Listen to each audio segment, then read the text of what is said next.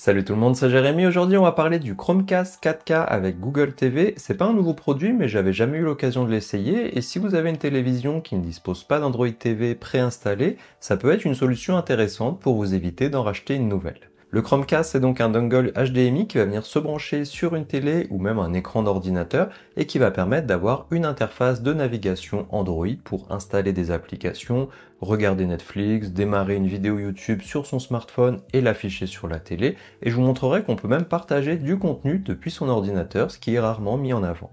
Ici, j'ai le modèle 4K, ce qui tombe bien vu que ma télé est elle aussi dans cette résolution. Pour l'unboxing, le Chromecast est livré avec une télécommande, un câble USB vers USB-C, de la documentation, des piles et un adaptateur secteur de 5 volts.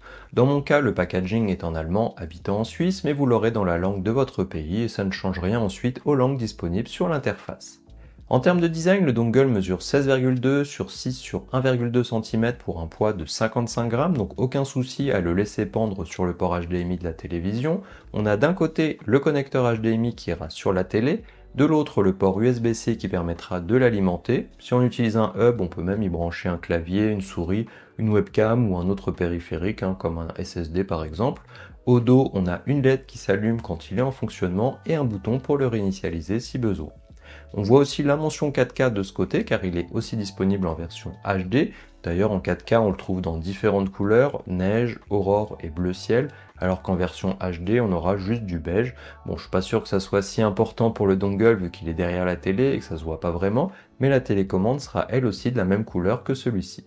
Pour la télécommande, elle mesure 12,2 sur 3,8 sur 1,8 cm pour un poids de 63 grammes. Elle est vraiment compacte et sur le haut, on a une zone avec un cercle pour naviguer, avec un bouton au centre, un bouton retour en arrière, un bouton assistant vocal Google, un bouton mute, un bouton accueil, des raccourcis vers YouTube et Netflix, le bouton source et enfin le bouton marche ou arrêt. Sur le côté, on a les boutons volume, l'émetteur infrarouge sur le dessus et au dos le compartiment pour mettre les piles qui sont donc fournies avec. Pour l'installation, c'est vraiment simple, on branche le côté HDMI dans le port HDMI de la télé et la prise USB-C sur le connecteur pour l'alimenter en le branchant sur une prise. J'ai tenté bien entendu de brancher le câble sur un port USB-C de la télé pour éviter d'utiliser une prise. Si vous êtes comme moi, on est souvent un petit peu juste niveau prise à cet endroit de la maison, mais malheureusement ça ne fonctionne pas car le Chromecast a besoin de plus de puissance que ce que donne la télé. Et de toute façon, en général, quand on éteint la télé, le port USB est lui aussi éteint, ce qui serait peut-être pas terrible pour le Chromecast s'il était constamment débranché. Une fois que c'est fait, on se met sur la même source HDMI via la télécommande de la télé, dans mon cas HDMI 1, et on voit l'écran de connexion qui va vous indiquer les différentes étapes à suivre. On va pouvoir choisir la langue et on peut ensuite soit tout paramétrer via la télécommande, entrer le code Wi-Fi, le compte Google, etc. C'est pas forcément évident de tout écrire, surtout si votre clé Wi-Fi est longue. Et pour faire plus simple, on peut utiliser son smartphone pour le faire. Soit vous aurez directement un pop-up qui le détectera, soit en scannant le QR code, ce qui est plus pratique que via la télécommande, car il va récupérer toutes les informations déjà présentes dedans et vous faire gagner du temps, car c'est bien plus simple d'écrire avec le clavier du smartphone. Pour cela, il faut que l'application Google Home soit installée sur votre téléphone. On choisit donc le Wi-Fi, la position de l'appareil, les comptes qu'on souhaite utiliser dessus, comme YouTube, Netflix, Amazon Prime. On a même Apple TV de disponible. On choisit le mode de veille, soit en affichant des photos de votre compte Google Photos, soit un mode d'image d'art. Et finalement, ça va rajouter le Chromecast à la liste des éventuels appareils que vous avez déjà dans Google Home. Au total, ça m'a pris environ 20 minutes à faire le paramétrage en comptant la mise à jour. Et pendant cette dernière étape, vous avez aussi des astuces ou des choses que vous pouvez faire avec qui s'affichent pour patienter. Et en résumé, pour faire fonctionner le Chromecast, il vous faut juste une télé avec un port HDMI et une connexion Wi-Fi de disponible.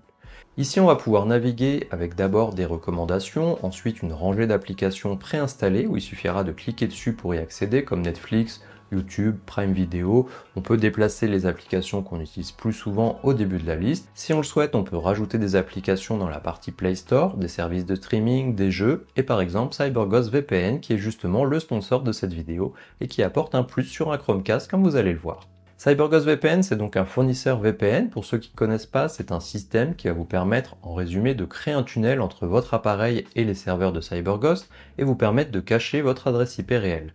L'adresse IP étant votre identifiant sur Internet et qui permet aux différents sites de savoir où vous vous situez pour vous proposer du contenu en rapport avec votre pays, voire votre ville. CyberGhost peut être installé sur smartphone, ordinateur, console, Chromecast donc, et cela a plusieurs intérêts. En sortant par les serveurs de la marque, l'IP sera donc changé, vous offrant plus d'anonymat, et vous pourrez choisir d'apparaître dans un autre pays si vous le souhaitez. Alors pour un ordinateur portable ou un smartphone, ça peut être pratique pour sécuriser davantage sa connexion sur un Wi-Fi public à un café par exemple, mais sur un Chromecast, ça peut vous permettre d'accéder à plus de contenu. En effet, sur Netflix ou Amazon Prime Video par exemple, par défaut, vous avez accès au catalogue de votre pays, et par exemple en France, il y a plusieurs limitations qui font qu'on n'aura pas accès à des films qui sont récemment sortis au cinéma.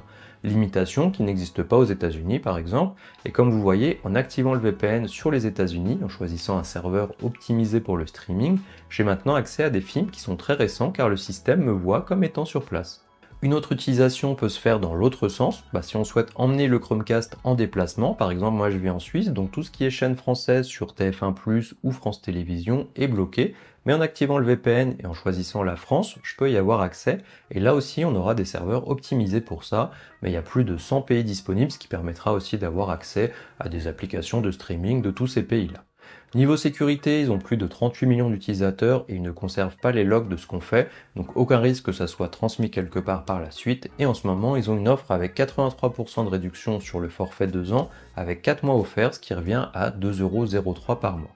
Je vous mets mon lien en description et on continue sur le Chromecast. Avec ce Chromecast 4K, on va vraiment remplacer le système de base de la télé et dans l'idée juste utiliser la télécommande du Chromecast et plus celle qu'on utilisait avant, même pour allumer ou éteindre la télé.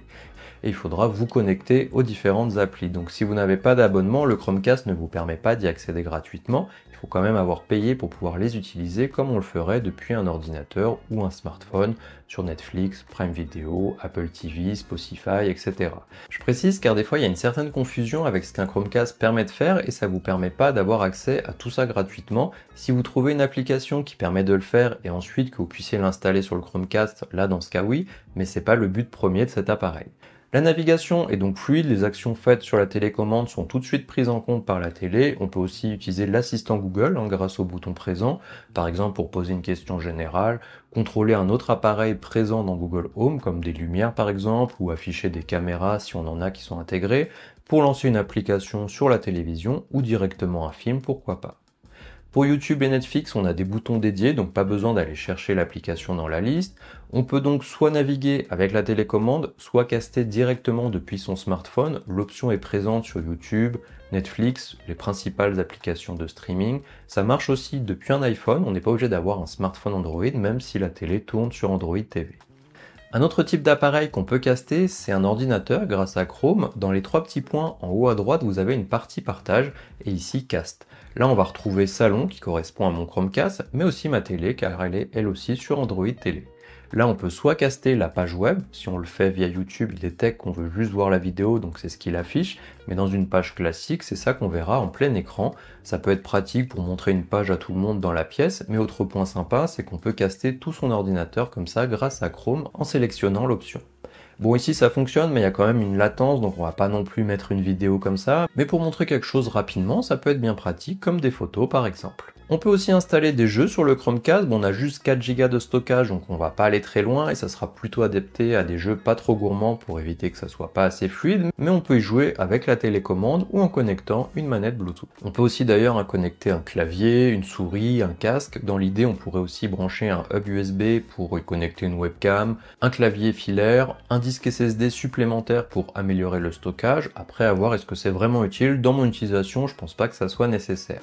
Pour tout ce qui est recherche, on peut d'ailleurs utiliser l'application Google TV sur votre smartphone afin de pouvoir s'en servir comme d'une télécommande virtuelle, mais surtout comme d'un clavier, ce qui est bien pratique pour tout ce qui est connexion aux différents comptes, recherche et autres. On pourra aussi créer des profils pour enfants si on veut restreindre un petit peu l'accès en mettant seulement quelques applications qui seraient plus adaptées, YouTube Kids, et même mettre des limites d'utilisation au niveau du temps. Ici j'ai le modèle 4K qui permettra d'avoir du HDR jusqu'à 60 fps, il supporte le Dolby Atmos, Dolby Vision, HDR10, 10+, HLG. Bien entendu, tout cela fonctionnera si votre télé le supporte. Si la télé ne fait que Full HD, il y a la version HD du Chromecast qui pourra suffire et en plus vous faire économiser un peu car la version 4K est dispo à 70€ sur le site Google alors que la version HD est dispo à 40€. Alors dans mon cas, j'ai déjà une télé qui dispose d'Android TV préinstallé, donc c'est pas forcément nécessaire pour moi d'utiliser un Chromecast en plus, même si ça peut permettre d'avoir accès à des mises à jour plus récentes peut-être, ou une plus grande compatibilité des applications. L'intérêt aussi d'avoir une télé avec Android TV installé et de ne pas utiliser de Chromecast, c'est que je peux aussi directement accéder aux chaînes de TV locales via l'antenne. Si j'utilise un Chromecast, il faudrait aussi que je sorte de l'interface pour revenir sur la télé classique pour y avoir accès, et du coup avoir deux télécommandes. L'autre option, ça serait d'utiliser une application qui propose les chaînes classiques, mais j'en connais pas qui soit gratuite, donc un petit peu embêtant de payer en plus pour quelque chose qui est gratuit en temps normal, ou de devoir utiliser des applications différentes en fonction des chaînes. Il y a aussi certains fournisseurs d'accès qui proposent un décodeur TV qui tourne sur Android, et qui là aussi va proposer les mêmes options qu'un Chromecast.